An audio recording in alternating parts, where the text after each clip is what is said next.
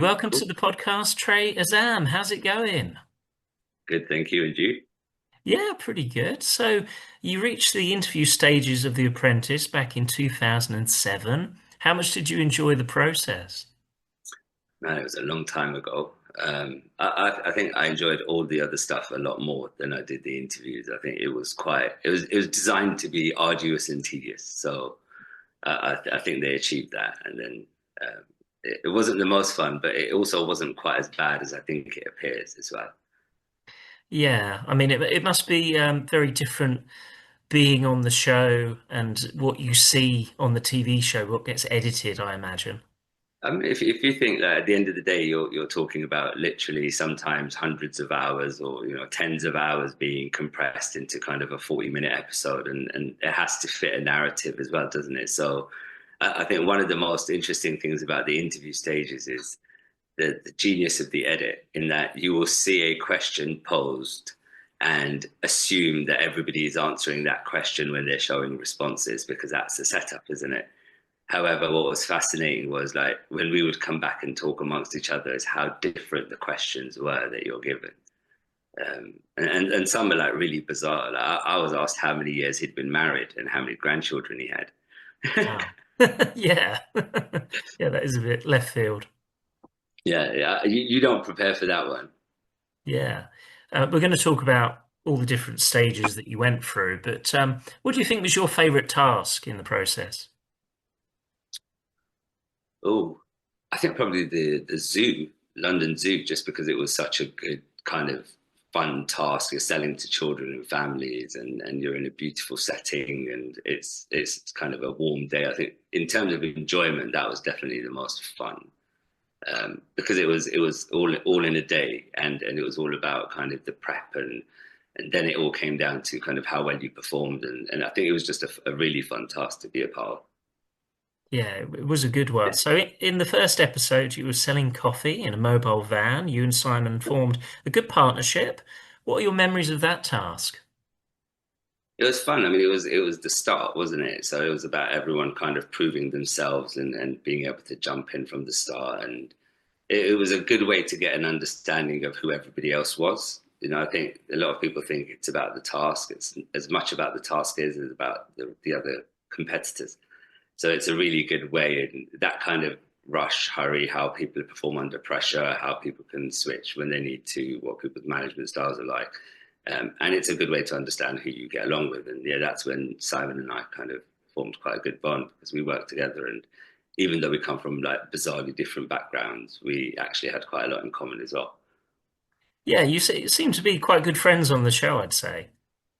Yeah, we did become good friends. I mean, we kind of looked out for each other a little bit. And I think when you're in an environment like that, you also do want to create a certain set of alliances as well. And I think for him, it was as much as, for me, it was more kind of being able to have people that you can rely on, at least in the early on stages. At the end stages, everybody knows that it's a competition, and you can't expect the other competitor not to fight with everything they've got. Yeah. And as you say, you're thrown into it, aren't you? When you join The Apprentice, you don't know anybody there, and it must be hard to understand the different personalities and get it. You don't get it in the first week, do you?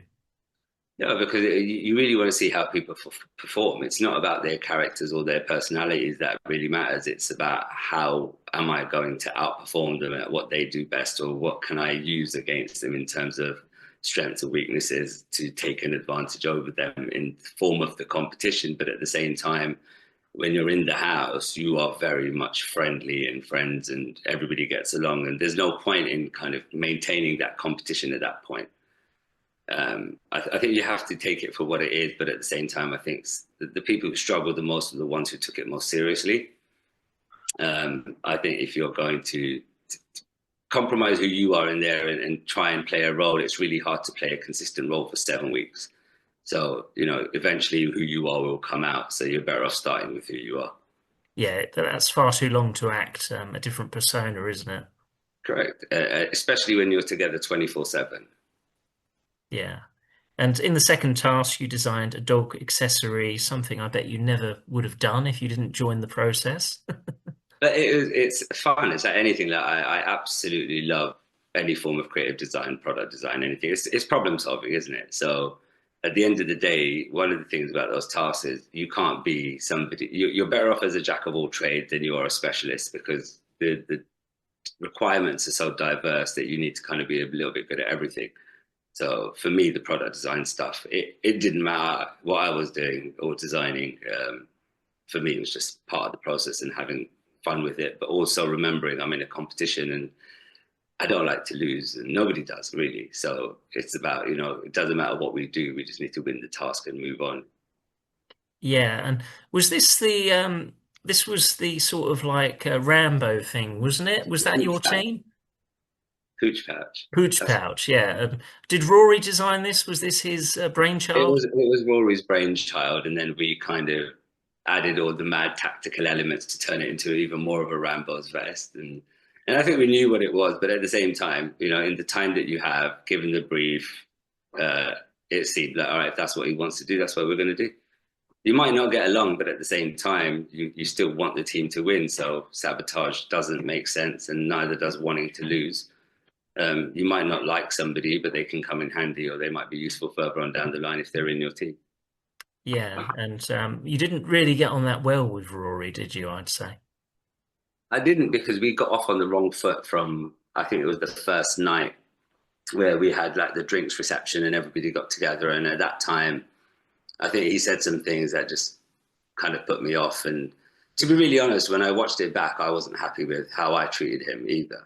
So I think when after The Apprentice, I was invited to the BAFTAs and I was told I could bring any other apprentice with me. So I actually chose Rory because I thought it was a good opportunity to kind of apologize for, because he went so early, there was no chance to really remind him that this was competition, it wasn't real life, and that nothing was meant in that way. But when you watch the edits and it's compressed in that way, it looks like you're kind of bullying a person. He's been through a lot in his life as well. So after that, I felt like it was better to make amends and than it was to kind of let that beef go on. It was a nice way to bury the hatchet, I suppose. Yeah, and to be really honest, he's a nice guy. He was in that difficult environment too, and we're all strong characters. And when you're surrounded by strong characters who are trying to outdo each other, you very quickly recognize, your own deficiencies and ranks. And if you hold on to those, then you're in deep doo doo. And he kind Yeah. of did that to himself. But I think he was wise enough to reflect upon it and actually come back a stronger and better man. But it's very real as well, isn't it? Because that's like real life, isn't it? Personalities, you do clash and you don't get on with everybody. And you have to learn to deal with people, but also in real life you're not really trying to outdo people or prove you're better than them. A lot more time life is collaboration rather than competition. If you see it as competition, then I think it becomes a lot more difficult a lot of the time. But when you're in a competition, and you should also recognize I am in a competition and this is very short lived, and at the end of the day you just want to get the best out of it that you can. And for me it was a fun experience. Great. It Yeah. was a real laugh. Like I had so much fun in that place because for me it was like the rules are there for everyone else. And at that time, the way that I was when I was a lot younger, it was like, well, let's just see how far you can push. So it just became a little bit of fun, but it wasn't mean in the sense that I got along with everyone in the house. I got along with all the different chaperones and stuff. But I also had the luxury of kind of claiming my own bedroom, taking a whole room for myself, always hiding the remote before we left in the morning. So when we came back, it was whoever finds the remote gets to choose what we watch. So silly little things like that. And, not jumping out of bed when the cameras are rolling just to see how far the camera team will go before they leave the room. So silly things, but stuff that made it fun. Yeah, I mean, it must have been an amazing experience, but also very different, isn't it? Because you're, as I say, and as you say, you're just thrown into it, and then you have to live with these people as well, and you've never met them. I think the harder part is the fact that it's so heavily produced and your emotions are curated, the kind of food that you're fed, like, you're fed like constantly crisps and chocolates throughout the day and fizzy drinks. So you're going through these bizarre highs and lows and they'd play silly games like, you'd come home after like 19 hours and they say, oh, we haven't got a budget for dinner, so you have to cook your own. And then they'd order pizzas for the crew and little silly things like that. And then, like the lack of sleep. So obviously they have to create an environment, they have to create reactions, and they know that we all have to be in a kind of a heightened state to do that. But we also realized that look, everything is on a schedule where they spent a lot of money in advertising you, so they're not going to kick you out if you kind of push the boundaries. And so we kind of got together and made them give us alarm clocks. That was one of the things that we all did as candidates. We said, look, this is taking the mick. You can't always turn up with the camera. It's not nice. So at least give us some time to prep. And eventually they gave us alarm clocks because we said we wouldn't get out of bed otherwise. Yeah, because I do think back then it was even more brutal than it is now, in terms Yeah. of the show and the boardroom and everything else, if I'm honest. Yeah, because they were still learning the process. We were only season three, weren't we? So they were still working out, how to shorten the boardroom from like sometimes you'd be in the boardroom for like 4, 5, 6 hours. And that was really hard because and obviously it's production, so there's a tremendous amount of waiting time. Mm. Um, so and you don't really get a day off. So it's like one task after another, and the days that they say are like not task days, they are like interview days and catch up days. So you're always doing something. But again, it was a lot of fun to do. Yeah, and in the third task, you was project manager and you led your team to victory. You was given £200, which was to set up a service of your choosing. I think you went for gardening in the day, and then you Yeah. went for a pub singing service in the evening. That sounded Well, fun. that was more Katie, not myself. My evening work was supposed to be driveway brooming. We were supposed to be doing hedges and gardening in the daytime, and we were supposed to be doing driveways in the evening. Oh Um, yes, now I remember but because the other they team wanted to didn't do want to do something that. else, didn't They they? wanted to Now I do remember. something else, so they went and did their own thing, and yeah, we kind of supported it at the end. But that was a really hard day. But again, it was a hands-on task, so the day went fast, and again, it was like there is a core objective, which is just make as much money as you can. It's not about impressing. It's not about being complicated. You don't need to come up with something clever. You just need to do a basic service and make basic money, and that's how we won. So again, like I said, people try and overcomplicate it, and even I did at the start. And once I realized that, look, there's so much of it is production, and so little of it is actual business acumen. Um, Take away all the pressure and do your thing, but recognize that they don't need it to be precise. They need it to be production ready. Yeah, and of course that was back in the days when cash was king as well, because every task you were given cash, weren't they? Pretty much when Yeah, it was a task yeah, like that. yellow pages and cash. Yeah, Yeah, those really thick yellow pages. I mean, yeah. brilliant It though. was bizarre because at that time you still did have the internet. You had computers, you had Google, but it was like the concept they told us or they convinced us was that look, you have to do it the way Alan Sugar would have done it in his time. So theoretically, they should have kept the yellow pages until now. Yeah, but the yellow pages are like that now. Yeah, yeah, exactly. Something like a magazine. Yeah, it's tiny, isn't it? And in the fourth task, you created your own sweets and you sold them at London Zoo. You've spoken about that. Did you make the sweets yourself, or was you just part of the selling team? I'm trying to remember now. No, you remember I got told off because I was playing pool. Oh yeah, I sent them. I sent them to the kitchen, and I said me and Christina would go back and strategize on the packaging, and then she went straight into exercise and resting, and I went straight into the pool room and started playing pool.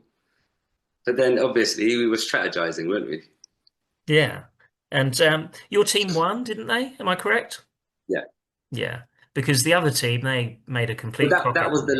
I think that was the London Zoo task, wasn't it? Because we had to Yeah, make things to sell at London Zoo. So yeah, you made the pour, didn't you? I think we had the cheeky monkey chocolate bars, that's it. Yeah. and then I think we had some other stuff. But yeah, our main thing was this kind of chocolate, the cheeky chocolate thing. But I seem to remember it more when teams mess up, actually, because the other team they had an orange lolly and it contained so many E120 numbers, and they said it And was the all labeling was wrong. yeah, Yeah, they said it was all natural ingredients, and then they had to cross it off, which was really humorous. Yeah, yeah, yeah. No, it was. And again, like, the thing what you learn on The Apprentice is that there are so many details that you have to pay attention to on these tasks, and that will catch you out. So again, like I was saying earlier, simplicity was key on everything. Don't overcomplicate it. Ours was just pure chocolate. yeah. And I think Simon originally wanted to Where was it set up near a toilet or something, and then you changed your mind where you was going to set up. I don't know if you remember that, but it was a good choice to move. Yeah, I think we ended up in a walkway so that everybody had to come past us in order to get to the next part of the zoo. So we were like in one of the key areas, whereas previously it was like if people are coming with their kids to go to the toilet, they're not thinking about buying food or chocolate. Yeah, And I think again, that was a good decision. Yeah. So in the fifth task, it was an art task, and I seem to remember you wasn't a fan of the modern art. it wasn't so much that it was a look, uh, my, within my religion, I have certain rules as well, and what I can and cannot endorse. And I didn't want to compromise the artist or the tasks, so I asked for the artist's permission, and I said, "Look, if you're happy, I will curate a story around the rest of it based on what you've told me." Without having to have that element in it, which makes me uncomfortable. And if it's not even makes me uncomfortable, it's just that I don't want to do it. And Yeah, if I don't want to do it, I'm not going to do it. So luckily on that task, I think Christina was project manager. And by that time, she had spent like a good few weeks with me. We got along well and she knew how I worked. So she essentially said to me, look, the basement is yours. You can set it up how you want. You control it. You sell down there. We sell the horse pictures upstairs.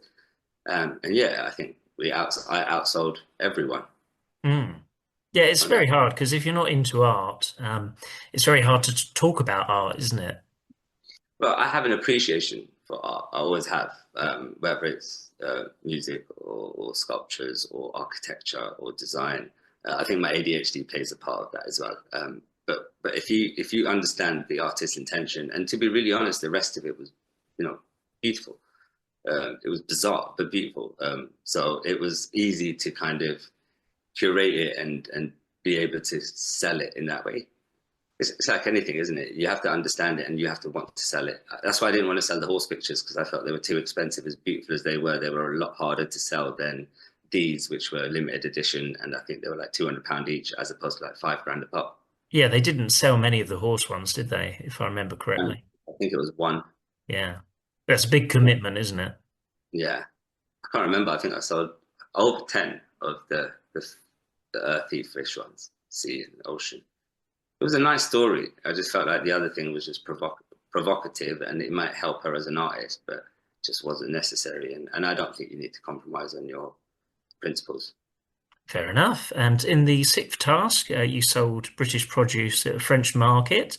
Certainly not an easy task to sell it to the French. You were selling smoked fish and marmalade. It Yeah. was the other team which failed spectacularly, trying to cook sausages Oh, the from a candles. can and a candle. Yeah, that was hilarious again. That was so funny. It was so stupid as well because there were so many restaurants, and eventually he realized he could just run to a restaurant and ask them to cook a few up for him, and then he would have samples at least. But they Didn't they wasted also half try of and it. sell during Muslim. Ramadan or something?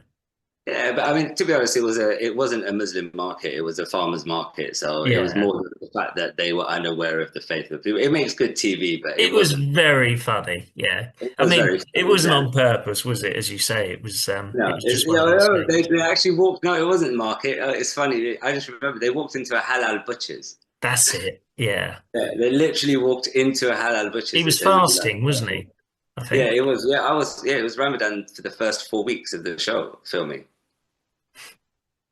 So funny. But what was that trip like going to France? It looked like It quite was a good really cool. laugh. It was just nice to get away from the house. It was really tiring because it was very very quick, kind of in and out the same day, and you had to get in, set the whole market up. You didn't stay over. You then in the evening you were back on the ferry and back home at like 2 3 in the morning.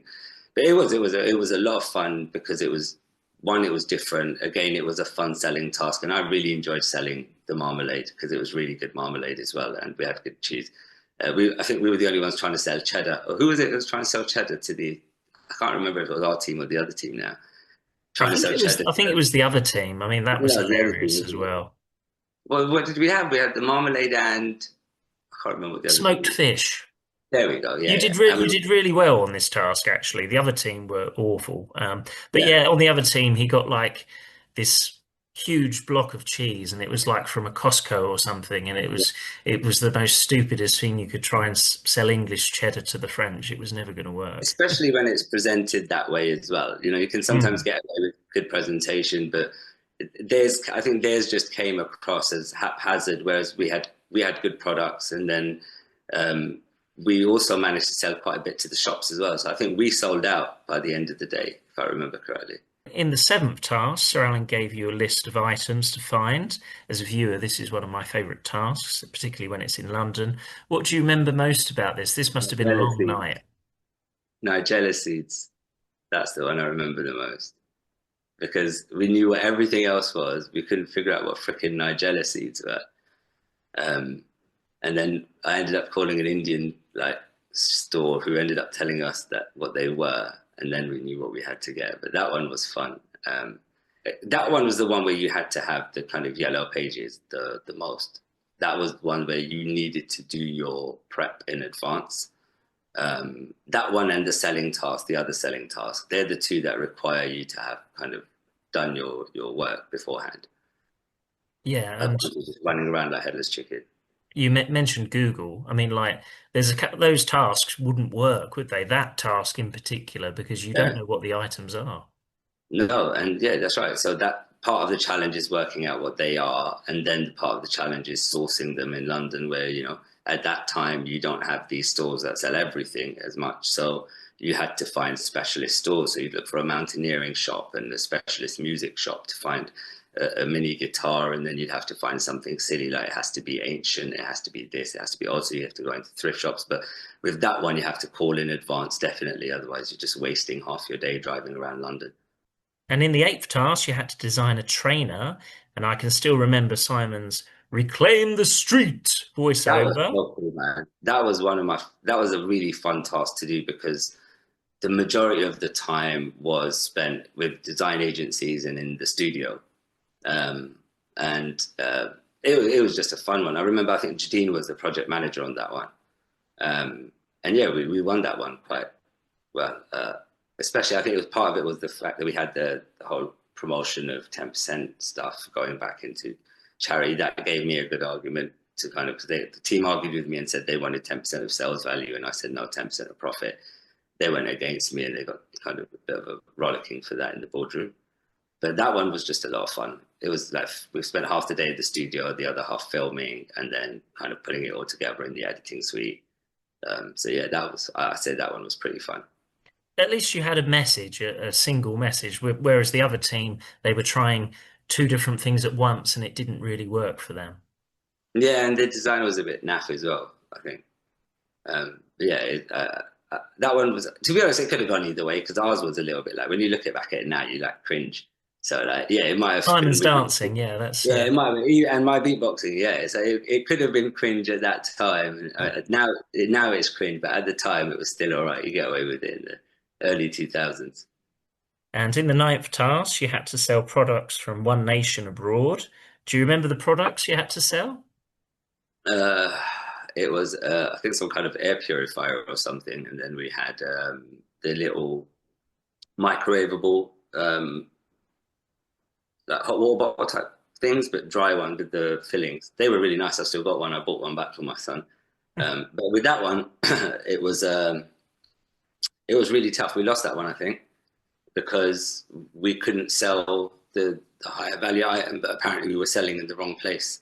So we didn't know who to sell to be really honest. And I think with that task was when Jadine had had an issue and she was away, so she had refused to work the night before. So she was tasked with we were out and she was, and the other person was tasked with effectively booking appointments, calling people up and trying to essentially figure out who we should be going to. But then we got home and she'd been through like a personal thing, like a personal crisis thing. So she hadn't done anything. So we went out the next morning completely blind. We'd done relatively well, but then the other team apparently got a big order from some shoe brand where they were sitting outside their doorstep, and it was some serendipitous moment. But yeah, uh, that one was tough because it was the first one I'd lost since task two. I'd won straight seven, and then that one we lost by not a huge margin, but I think about £1,000 based on their order value. Yeah, I remember the air purifiers. If you touched them, you got like a little shock, didn't you? Yeah, stupid electric. Yeah, I remember they're the ones who electrocute you. That's right. And we were so dumb. We were trying to sell them in like a wood green in a flipping shopping centre. So eventually we went to Tottenham Court Road, and I think we sold a few, but yeah, not many. And actually, the only reason we sold a few, and I can tell you this now, is the shop we sold it to was a friend of mine. So when I walked into the shop in Tottenham Court Road, I told him in my own language, just place an order for some. You won't actually have to pay for them. So he actually placed an order for it, and I got told off for speaking for not for speaking to somebody in a different language. And they're like, "What did you say?" And I was just asking him about his family. But no, I was basically telling him to shut up and place an order because otherwise we won't sell anything. So he placed an order based on that. Clever. Just And lucky for me, he was working that day. yeah.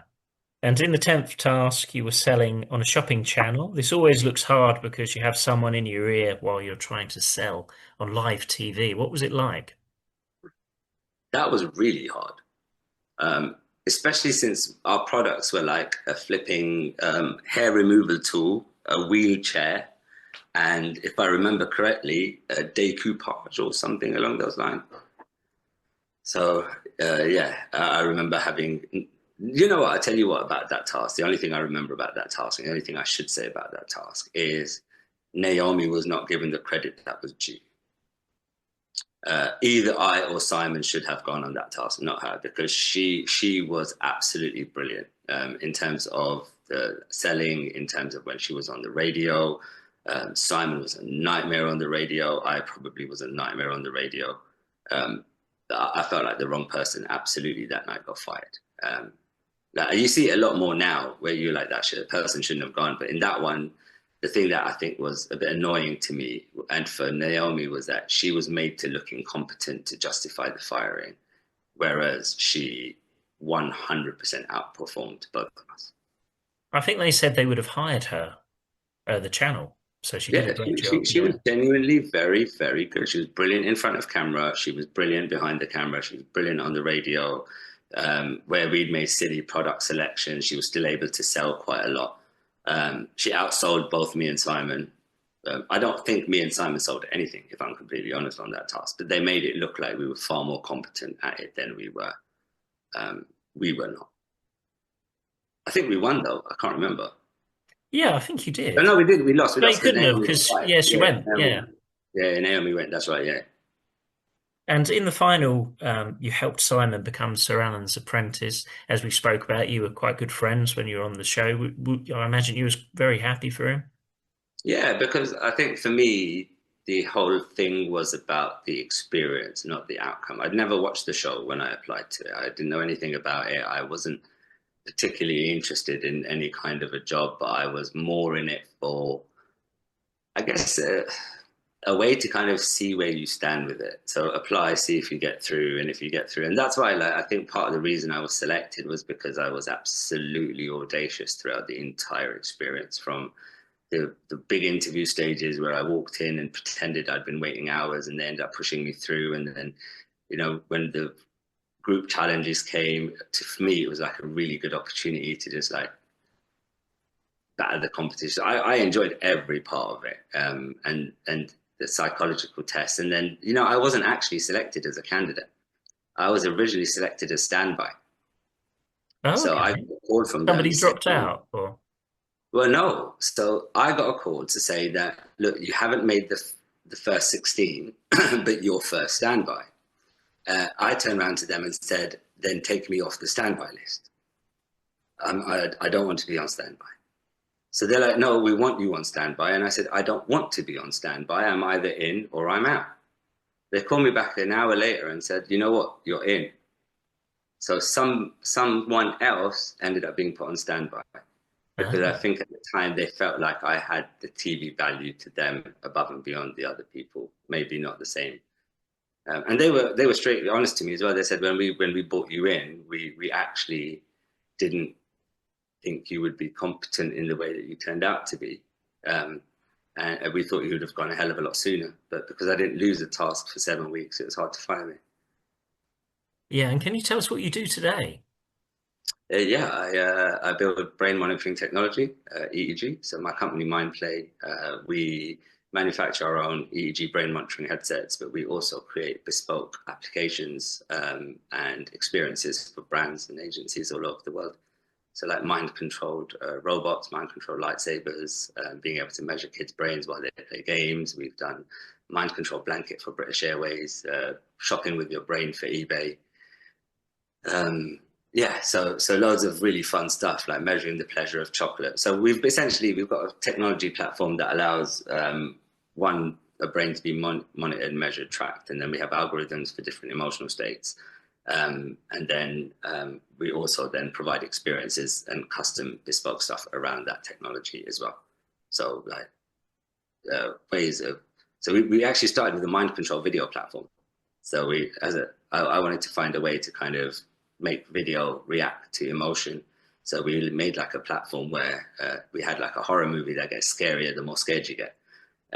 We made a video for the prison system where while you're watching it, you're antagonized, but if you get angry, then your character in the movie gets into a fight and he loses. So the only way you make it through the movie is like gamifying film, but through the Hmm. brain. So that's what I do at Mindplay, and we're now 16 years in. Is it So kind of virtual reality then, or? no, it's literally so you wear a headband and that picks up the electrical activity in your brain. So EEG Right. is like a medical device that picks up brain activity.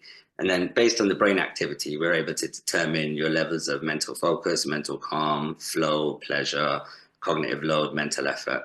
And then we can essentially control devices, games, and video based on that human response. That's actually what I patented about 10 years ago, was mind control video. Um, Did you get into this straight away after The Apprentice, or did you do other things? no, so I did the gamut. I worked on radio for a while. I had a show on LBC for about 8 months. I did stuff with TVs, companies, and then I did production for a while. I did documentaries.